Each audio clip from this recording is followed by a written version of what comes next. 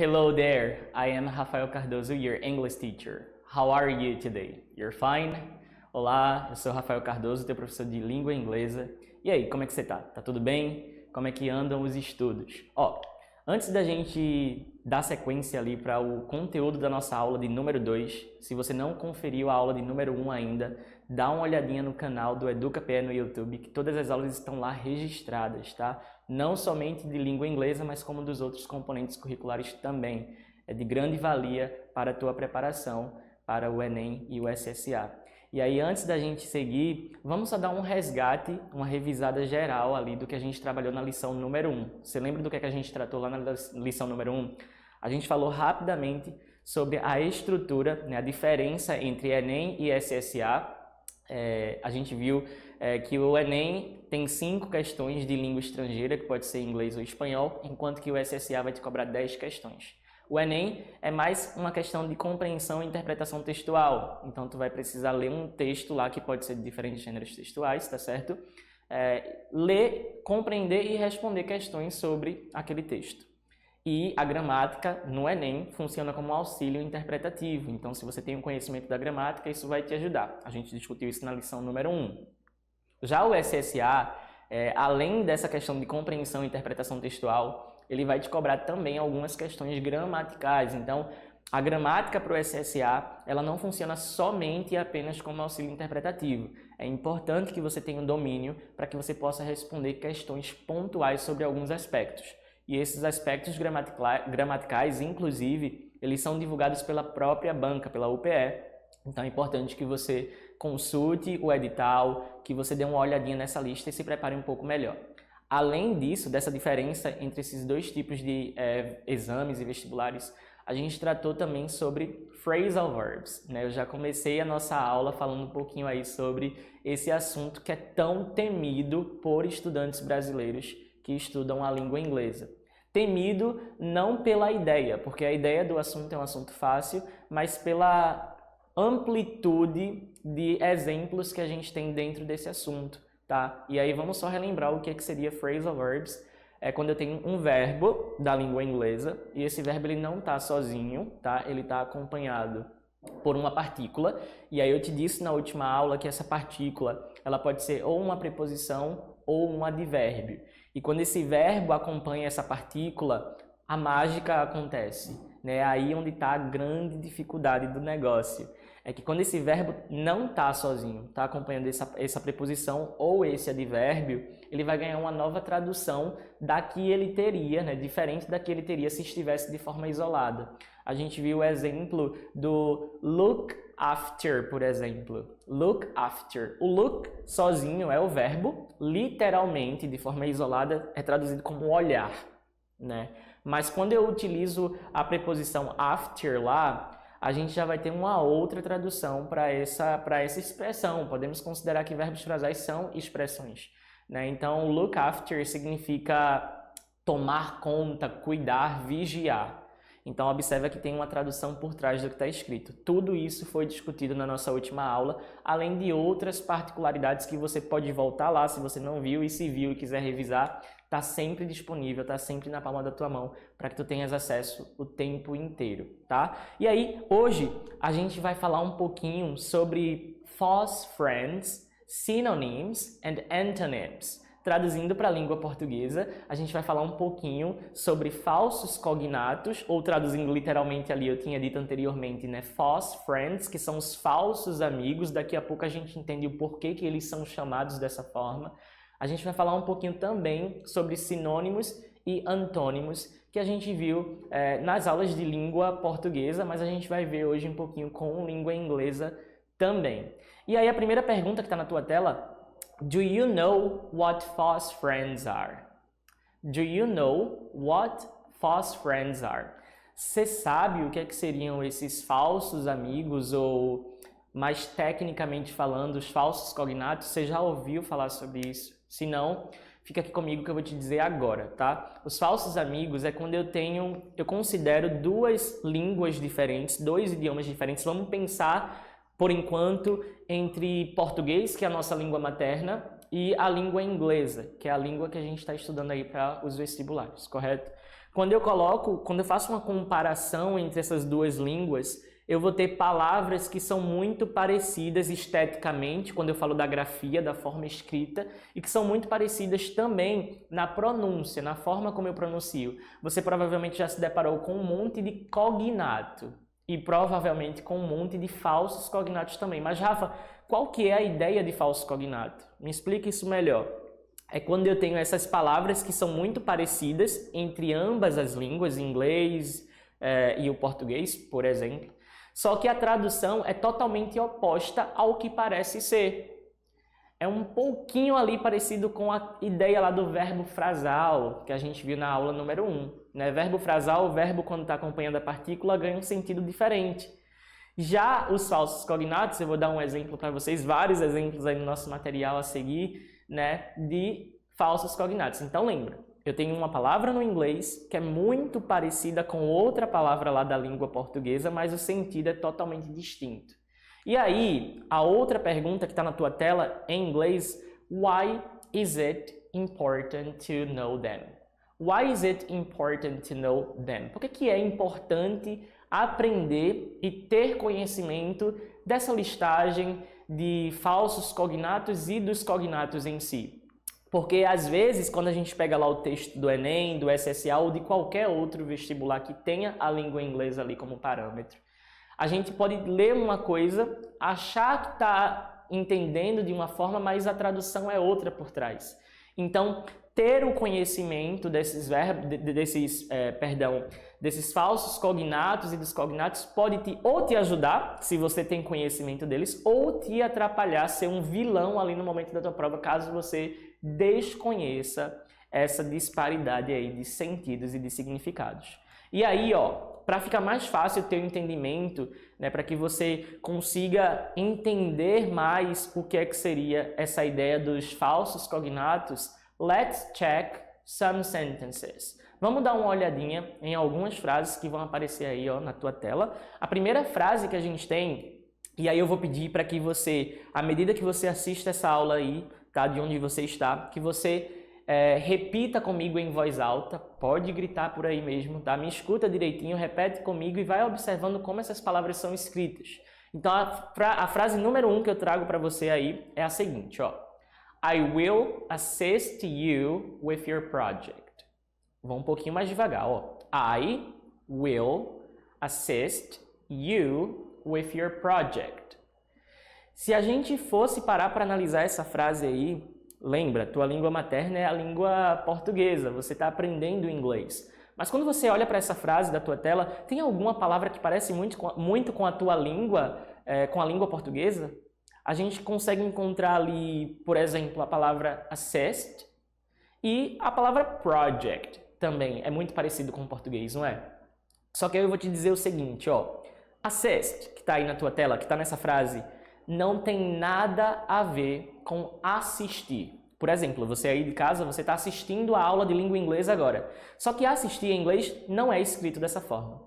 Isso aí é um exemplo de falso cognato, porque parece ser uma coisa, mas não é. Então, presta muita atenção, cuidado. Rafa, quantos falsos cognatos a gente tem no inglês? São vários. Se a gente for fazer uma pesquisa na internet, a gente vai encontrar uma lista de A a Z. O que é que eu faço para aprender, Rafa? Querendo ou não, gente, é sentar, é estudar, é ler, é saber, é conhecer essas palavras, né? Esses cognatos e falsos cognatos. Saber que eles existem é fundamental.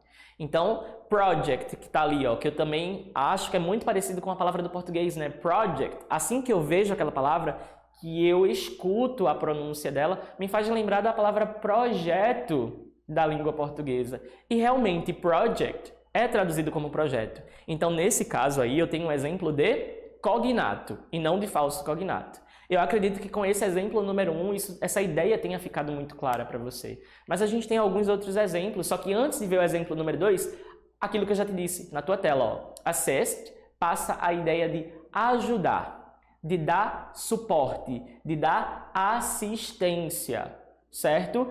E, Rafa, então, se assist significa isso, como é que eu diria assistir em inglês? O verbo assistir em inglês, a gente pode utilizar o to watch. to watch. Então se liga nisso. Voltando lá para a frase número 1 para a gente ver a tradução, ó. I will, lembra que esse will, a gente vai ter uma aula sobre isso mais à frente, tá?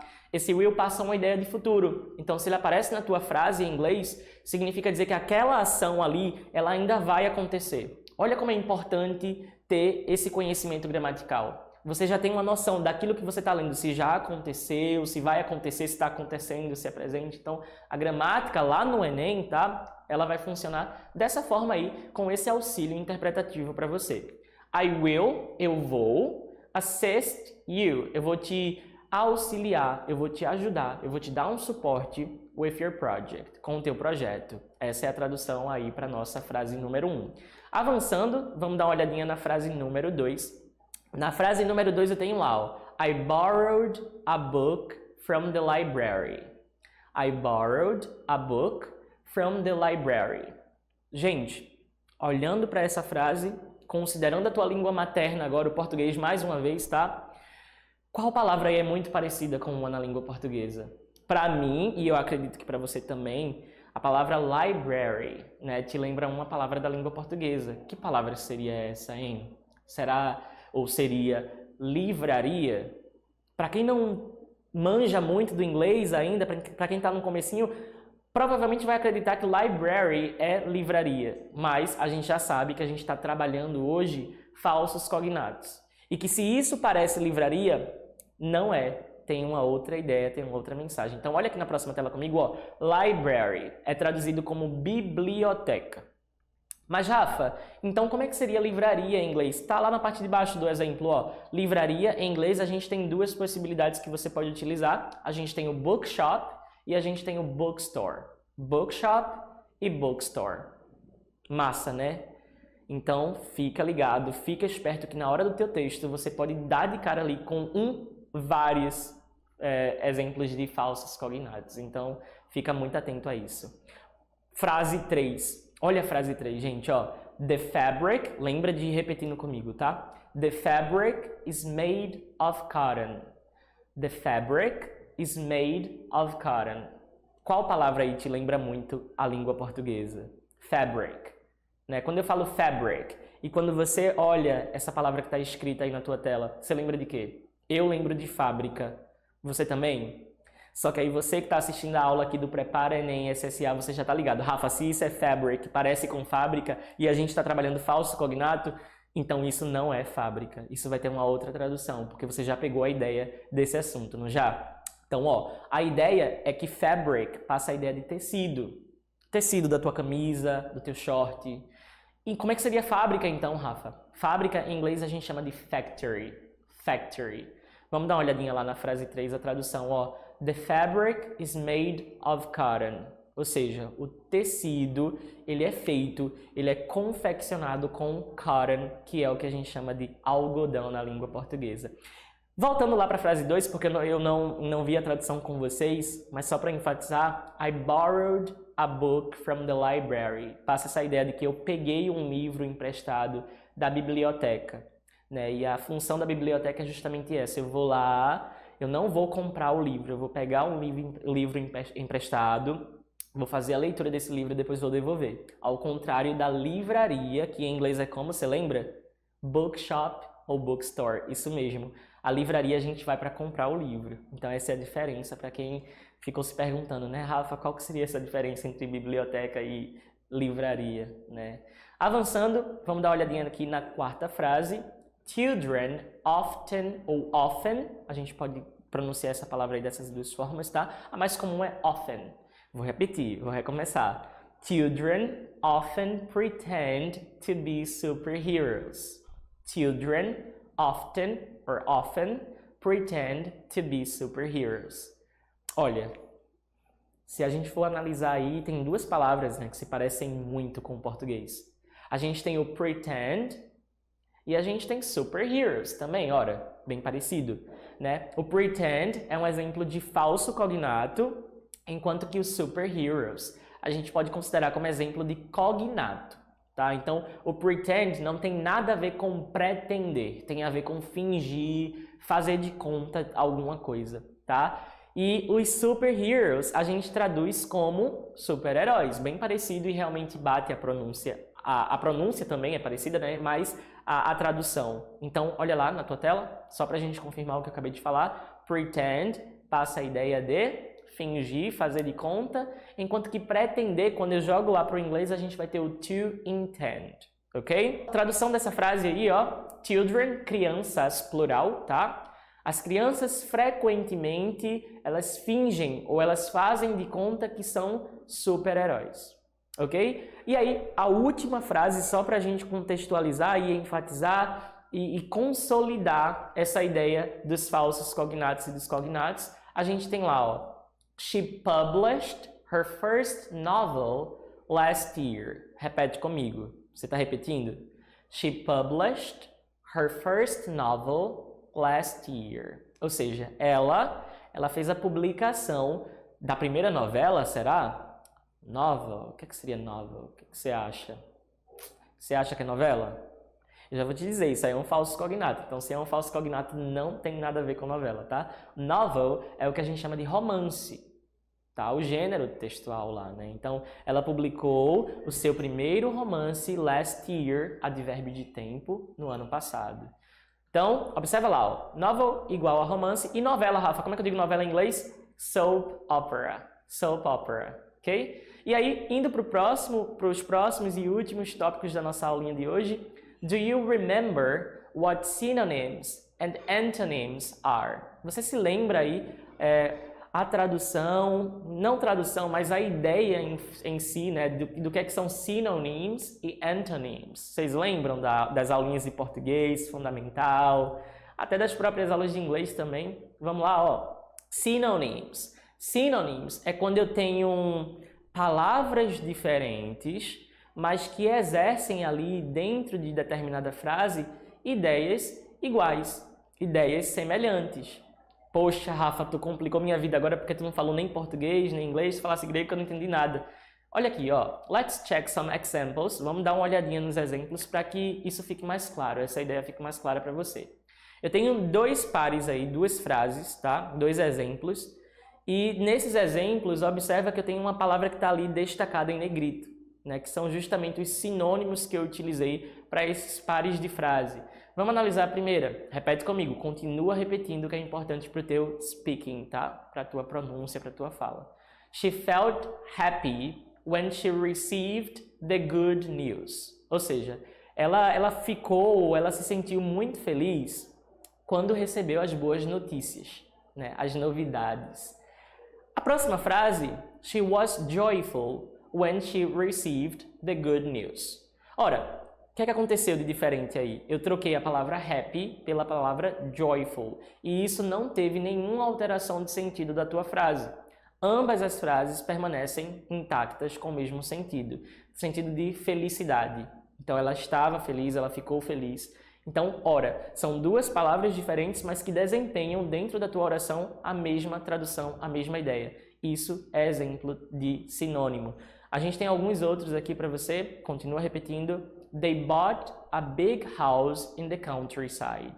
E a segunda frase, they bought a large house in the countryside. A frase é a mesma, só mudei a palavra que está ali destacada em negrito.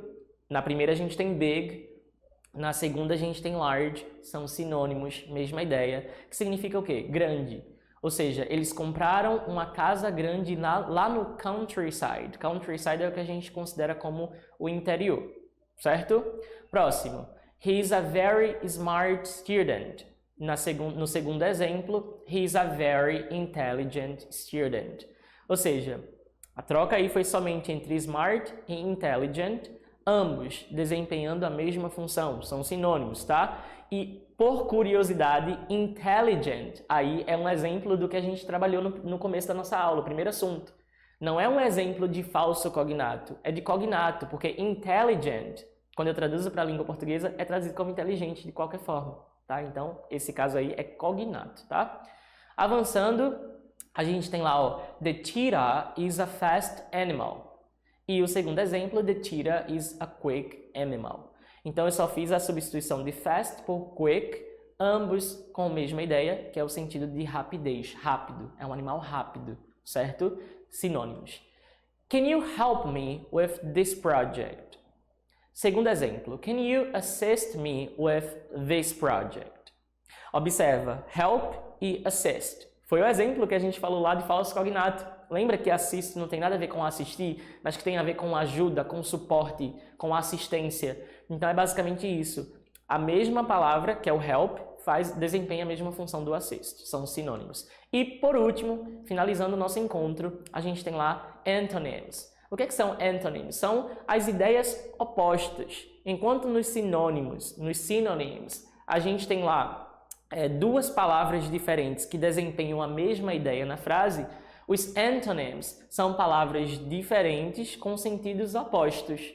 É quando eu falo de, por exemplo, frio e quente, bonito e feio. Aí eu tenho exemplos de antonyms. E é muito importante que você tenha conhecimento disso, até para o teu repertório lexical, para a tua questão do vocabulário, para que você chegue numa prova, para que você pegue seu texto e tenha uma noção mais clara de todos esses pontos que a gente está trabalhando. Desde a nossa lição 1, que são os phrasal verbs, né, os verbos frasais, dos cognatos, falsos cognatos, e também dos sinônimos e antônimos, tá? Então, let's check some examples. Vamos dar uma olhadinha nos exemplos aqui. O primeiro, the soup is too hot to eat. Segundo exemplo, the ice cream is too cold to enjoy. Então, a sopa ela tá muito quente, hot, para ser comida, né? Enquanto que o ice cream is too cold to enjoy. Ou seja, esse sorvete ele tá muito frio, muito gelado. Hot e cold, antônimos, né? Ideias opostas, ok? Próximos exemplos, the room is very light during the day. Ou the room is very dark at night. Então, observa aí as ideias opostas, né? Light, claro, enquanto que o dark passa essa ideia de escuro, tá? No próximo, a gente tem lá happy e sad, bem tranquilo. Acredito que todo mundo conheça a palavra happy, todo mundo conhece a palavra sad, mas se você não conhece, eu tô aqui para te ajudar. Happy é feliz, enquanto que sad vai ser a ideia oposta, que é o triste, ok? He comes from a rich family. Rich, dinheiro, rica, família rica. Enquanto que o poor families passa a ideia de famílias pobres, ok? The store is open until 9 p.m. Ou seja, a loja está aberta até às 9 horas da noite. Enquanto que on Sundays, aos domingos, ela fecha. Is closed. Então, as ideias, mais uma vez aí, se opondo, tá? Open, aberto, enquanto que o closed vai ser o fechado. Então, eu vou ficando por aqui hoje, mas lembra que a gente tem esse encontro marcado aqui, tá? No Prepara Enem SSA, a gente vai ter algumas aulas para te preparar, repito e reforço da importância de vocês acompanharem. Não é somente língua inglesa, a gente vai ter os outros componentes curriculares também. A tua presença aqui é fundamental e eu tenho certeza que se você ficar com a gente, a tua aprovação ela é certa. I hope to see you next class. Eu espero encontrá-lo na próxima aula. Tchau, tchau. Bye, bye.